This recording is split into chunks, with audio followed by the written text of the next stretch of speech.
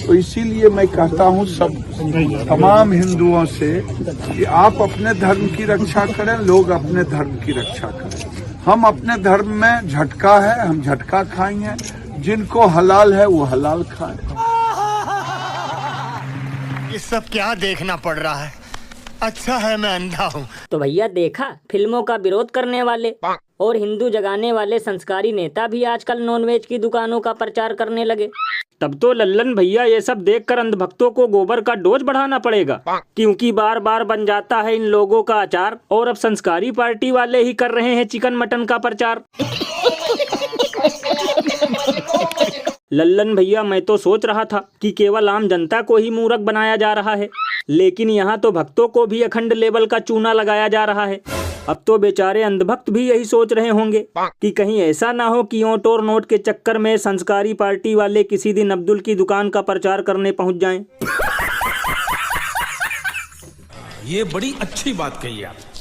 और भैया सबसे कमाल की बात तो ये है कि इस खबर पर दलाल मीडिया के चाटुकार एंकर गुल्लू तिहाड़ी, चमन चुसांत और गेंडा को भी सांप सूंघ गया है। इससे किसी की भावना आहत नहीं हुई और ना ही सनातन का अपमान हुआ। लेकिन अगर यही चिकन मटन की दुकान का प्रचार अगर कोई विपक्षी पार्टी का नेता करता तो यही ससुरे 2-3 दिन तक स्टूडियो में मक्खी की तरह भिनभिनाते और इसे भी नॉनवेज जिहाद बताते। और अभी तो रुको, क्लाइमैक्स अभी बाकी है। किसान और नौजवान के लिए जितना काम हुआ है उतना पिछले 7 दशकों में नहीं हुआ है, 70 साल में नहीं हुआ है।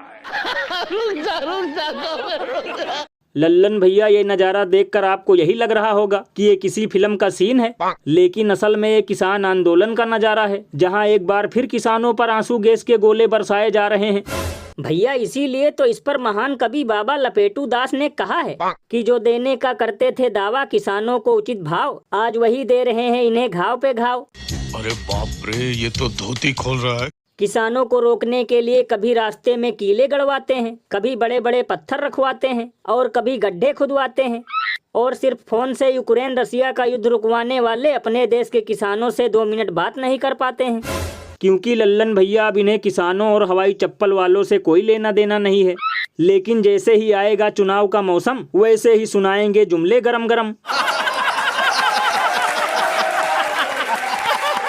वैसे लल्लन भैया, मुझे तो लगता है कि किसानों से विश्वगुरु का कोई नाता नहीं निकल रहा, वरना अब तक उनको उनका हक जरूर मिल जाता और दिन रात मेहनत करने वाले किसानों को भगाने के लिए यूं आंसू गैस नहीं छोड़े जाते। भैया इसीलिए तो लोग घनघोर बेइज्जती करते हुए ये कहते हैं कि चाहे छोड़ो आंसू गैस या पानी की बौछार, ये नहीं भागेंगे पहनकर रामदेव की तरह सलवार।